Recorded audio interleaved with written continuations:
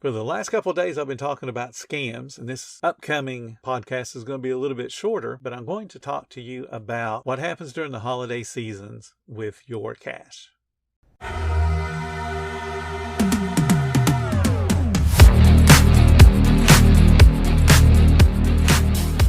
Welcome to the 10-Minute Food Truck Training Podcast. My name is Bill Moore. I am a food truck business coach, author of 5 food truck vending books, including Food Truck 101 and Food Truck 201. This podcast is all about helping you start and grow your food truck business. I was never really a runner. The way I see running is a gift, especially when you have stage 4 cancer. I'm Anne. I'm running the Boston Marathon, presented by Bank of America.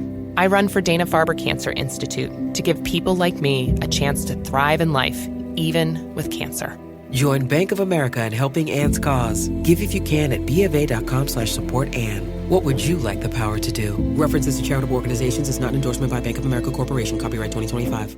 The easiest scam of all is, of course, counterfeiting money. And my suggestion to you is have a policy in place to handle 20s and above that you and your staff follow 100% of the time. And you and your staff have to be trained on the visual cues of counterfeit bills. So let's go through those visual cues. The first one is watermarks. You know, the modern bills have watermarks on them. So you can hold it at different angles and you'll see the image of the president in that little watermark. But there are older bills out there in circulation still that don't have the watermarks on them. But you got to look for the watermark. That's one thing. Modern bills have color shifting inks. So as you hold it at different angles, the ink changes color. You got to see that on modern bills. Otherwise, it's counterfeit. Very hard thing to duplicate. Has to have a security thread. And the bigger bills have a security ribbon that will actually read the denomination of the bill. So you need to look for both of those features. The printing should be crisp. It should be easily readable, and all the lines should be perfect. They should not be fuzzy. All the borders should look perfect. It should have the same look as, like an 8K TV, that much detail. If it looks like an 0720 TV, then you're probably looking at a counterfeit. It has micro printing on it. So it has little teeny tiny letters, little teeny tiny words. You want to check the texture of the paper because we all know, or hopefully we know, that our currency is not actually paper. It's a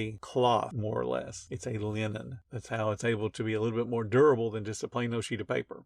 You also want to check the serial number and the series year. And there are things you can look at that help to match those things. Go to the Federal Reserve website. It has things you can download to help train yourself and to train your staff what to look for on these bills. Now, I'm sure somebody's sitting there going, well, I just use a counterfeit pen detector. They work. They work really great. Let me tell you how you can defeat those. One way is to counterfeit the bill, and then part of the counterfeiting process is to put that mark from a counterfeit pen on there already. I've seen these. Actually held them in my hand. The mark that the counterfeit pen does, if it turns that black, then it's a piece of paper. If it turns the brownish color, then it's the linen. So the counterfeiters just go ahead and print with a mark with the brown mark already on it. And the assumption is a cashier will see that as already being marked and they'll go, oh, don't need to check this one. Shove it in the drawer, make the change, and be done with it. So the counterfeit pen can be defeated in that manner. But I know you're saying, Bill, I'm smarter than that. I know to check them all, whether it's got a mark on it or not. Okay, good for you. Here's how else they can defeat your counterfeit pen. You take a $1 bill and you bleach it and you remove all the ink on it. It's still a piece of linen. It's still the proper paper, which that's all your counterfeit pen is detecting. Is this real paper or is it currency linen, the currency hybrid mix that they put together to create the paper our bills are printed on? A piece of paper has different things in it that these pen reacts with. That's why it's on a piece of plain paper, it turns black like a magic marker. If it's on the linen paper that they use for printing your currency on,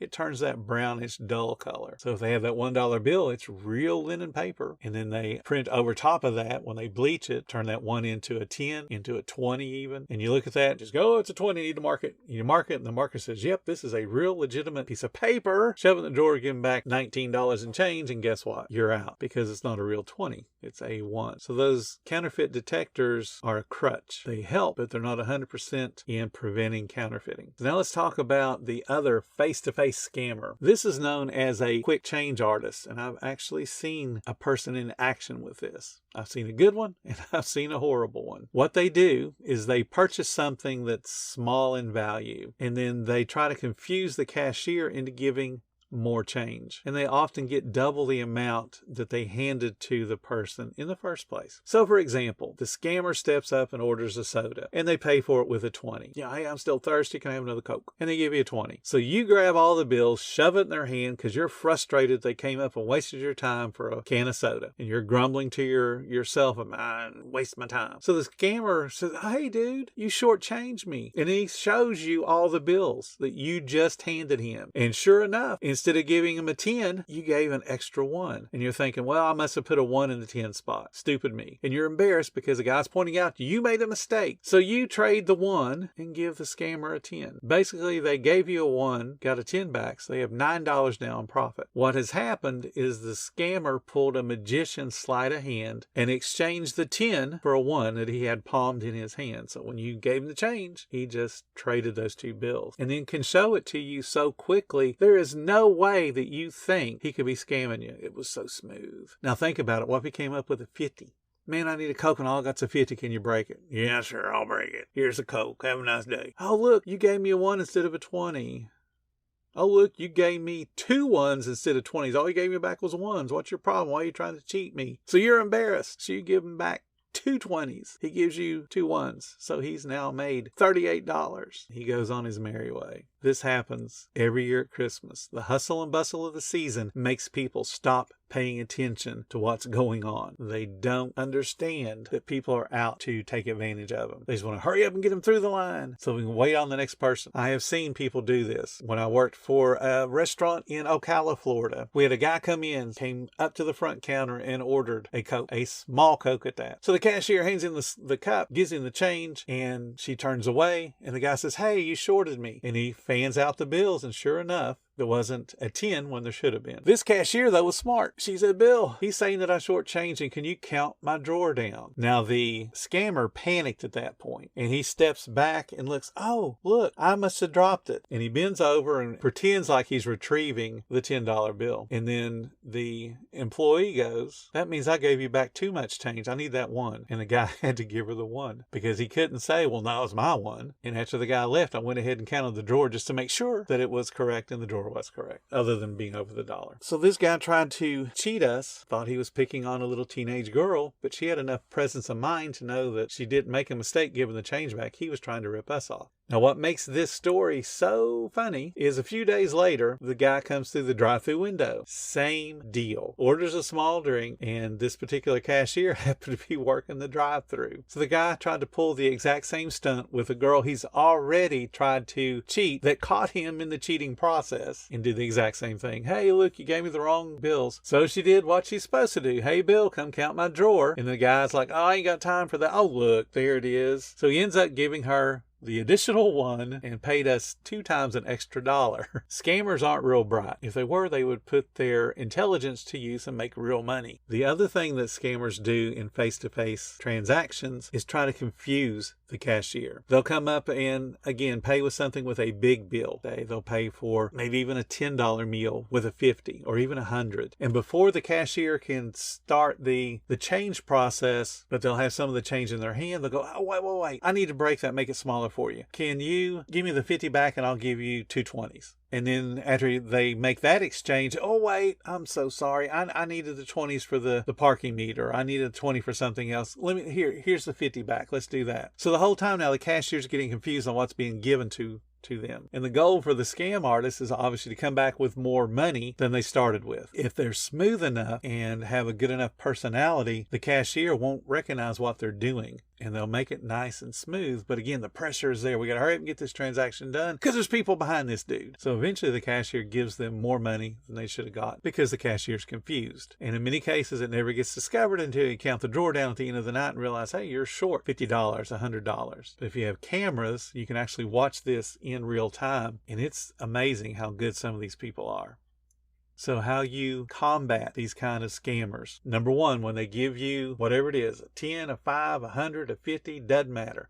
You lay it across your drawer so it's in plain sight. This is the bill you gave me. Then you pull out the change, and then you count back the change. So if they gave you a 20 for a $1.50 order, then you go, here's 50 cents, that makes 2, here's 3, 4, 5, 5 makes 10, 10 makes 20. And you're showing them all the bills as you hand them back to them, getting them to acknowledge it. If they gave you 100, go from here's 20, here's 40, here's 60, here's 80, here's your 100. And then as soon as they accept the change, then you take the 100 or whatever bill they gave you and put it where it belongs. And you do that slowly and intentionally enough for them to go, oh, wait. And if they go, oh, wait, I gave you a 10, or I gave you a 50 rather, and you gave me change for a 20, you can go, nope, here's what you gave me. I haven't put it away yet. And you show it to them. And if they have any dispute, you say, not a problem. We'll go ahead and count down the drawer right now. And then you count down the drawer. Most scammers won't let you get that far because they also know that you could be calling the police and using that as a stall tactic to keep the scammer there while you're giving the police enough time to come arrest them. So just be super careful with your drawers. Be super careful with your training on people to look for all the different ways that a scammer will try to cheat you out of your hard-earned money in a face-to-face manner.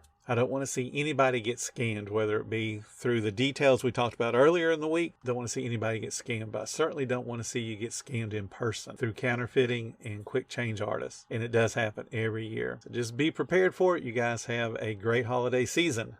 Thank you so much for listening to the 10-Minute Food Truck Training Podcast. If you're finding all the information helpful to your food truck business, please become a monthly supporter of the podcast. Just hit the support button or follow the link in the description. Every little bit does help keep us going. Join our Facebook group. It's called Food Truck Training. We have a whole bunch of awesome members at all different levels, from brand new beginners to decades-old veterans. They've all got your back when it comes to helping you with your food truck. And again, thank you for listening. Come back tomorrow because I got plenty more to say when it comes to helping you and your food truck business grow.